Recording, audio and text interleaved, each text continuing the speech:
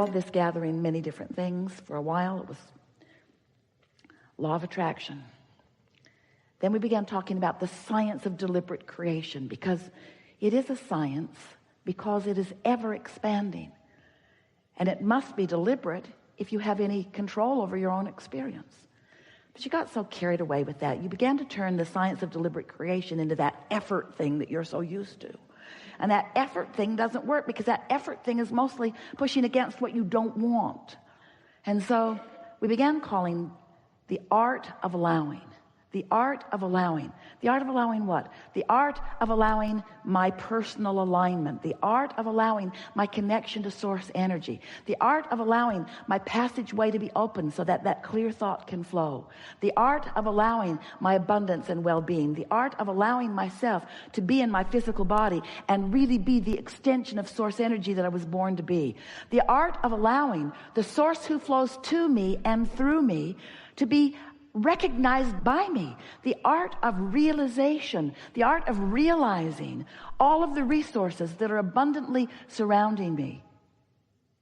The art of allowing, practicing the path of least resistance.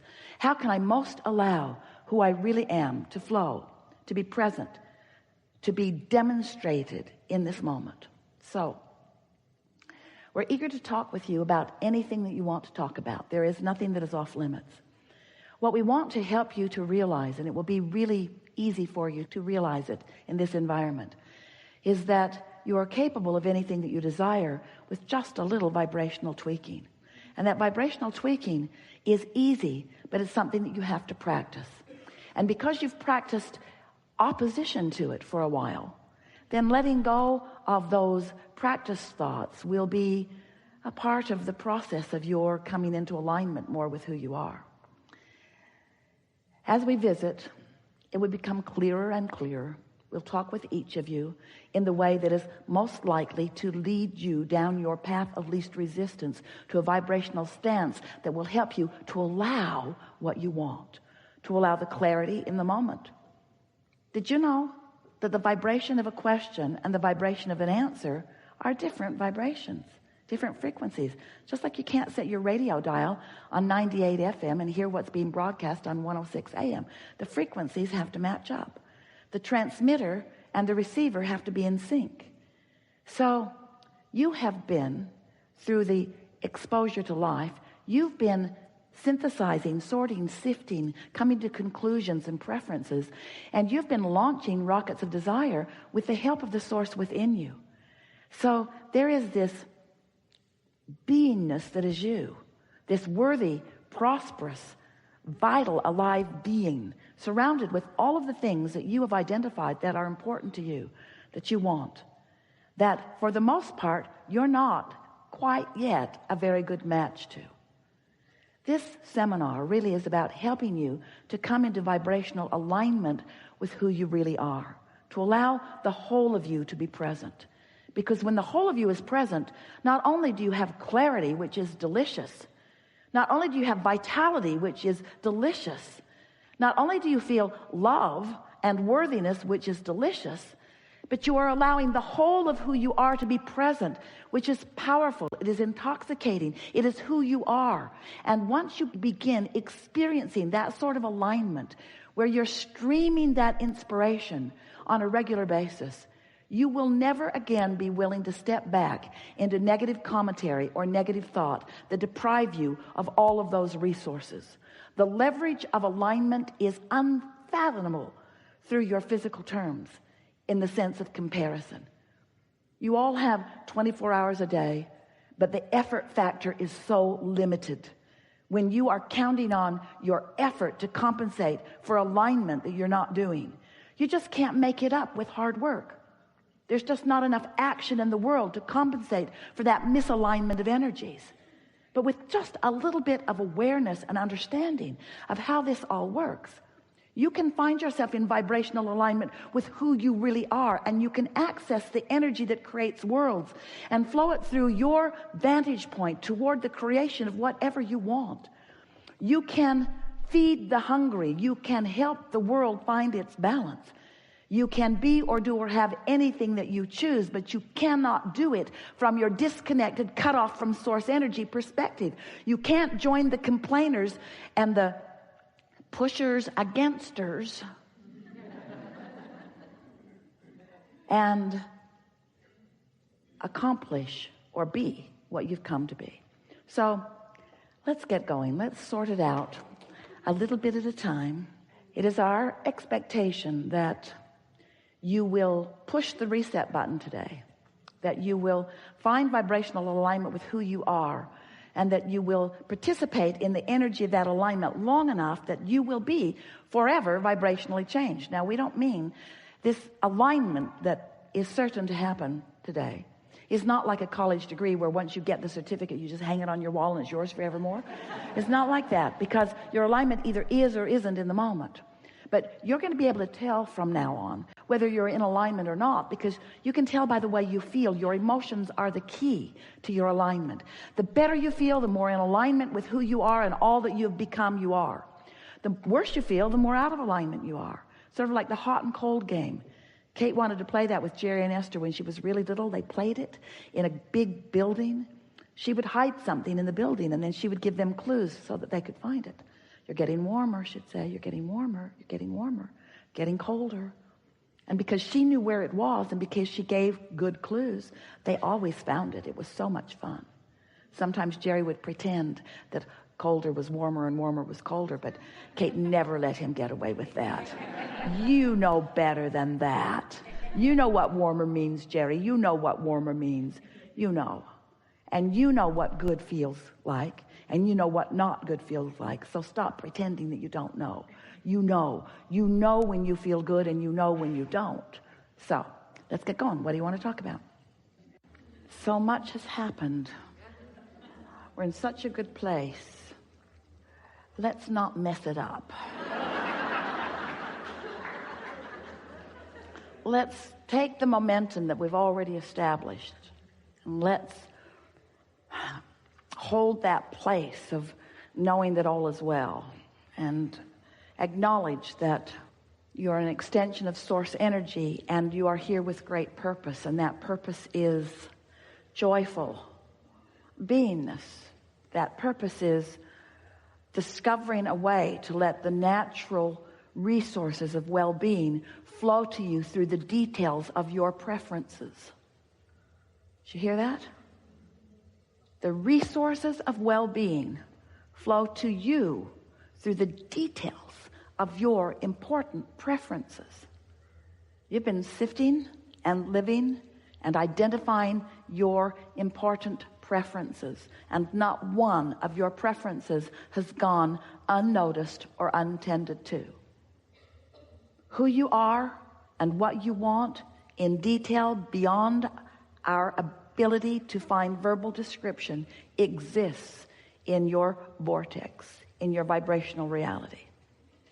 And now it's your work to create somehow, you're going to have to figure it out, a vibrational atmosphere, a mood.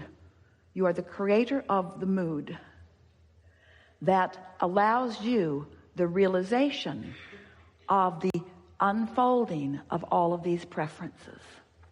And you've put enough there to keep yourselves happily discovering for 20 or 30 lifetimes. It's such an abundance of magnificent detail that you have defined and that you still continue to define. If you can stop comparing yourself to others and no longer feel a need to defend your position or to justify it or to rationalize it, to be righter than this person. The other day, someone delivered the most beautiful bouquet of flowers to Esther at her new house. And someone was there with her when they came. And the flowers were so big and so heavy. It was hard to get them to the place she wanted them to be, but she managed it. And, oh, they're so pretty. And then she clinked on the vase and she said to this person, yeah, that's a glass vase. And the person said, no, it isn't, it's plastic. So Esther took her ring, clinked it. Oh, it's glass. It's glass. No, it's not, it's plastic.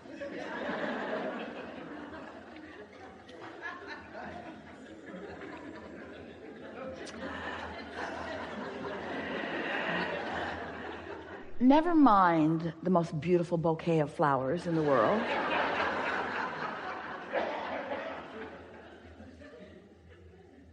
This vase is glass. No, it isn't. It's plastic. And Esther used all of her restraint to just not drop it on the floor.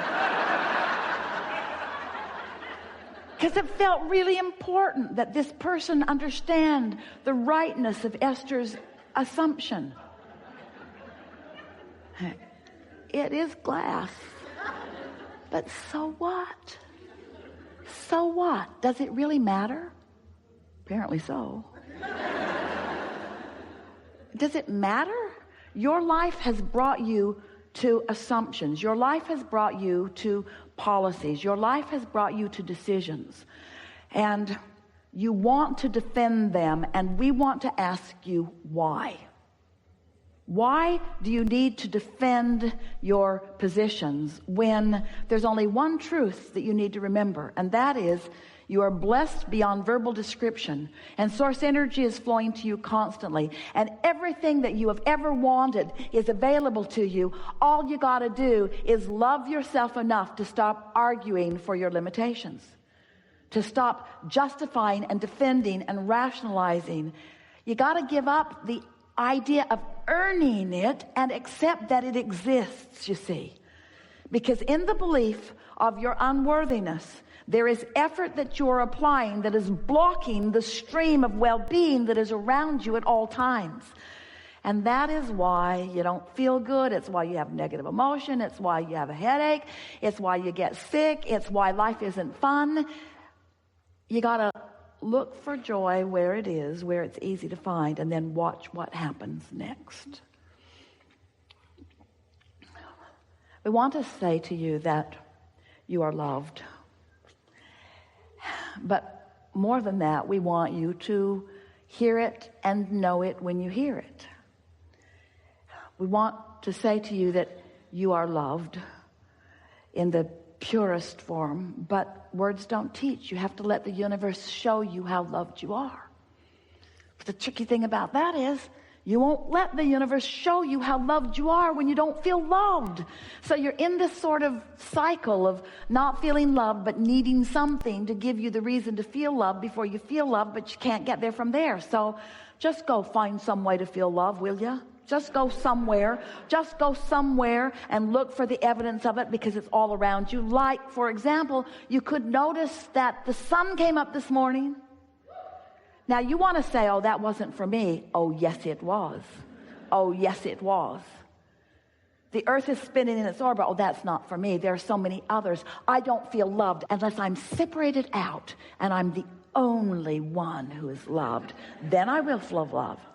I'll find a lover who will just love me, who will give me undivided attention. You see what we're getting at?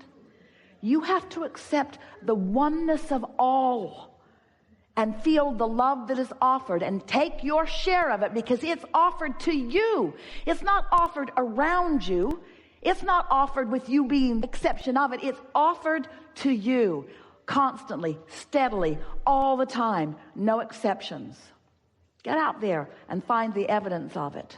And let the momentum of that increase until the well-being of your life is evidenced to you in every possible way.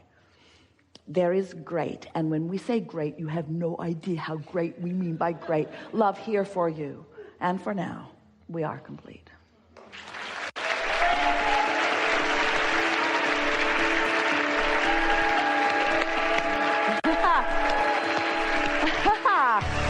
What a nice day this is. That's so good. Woo!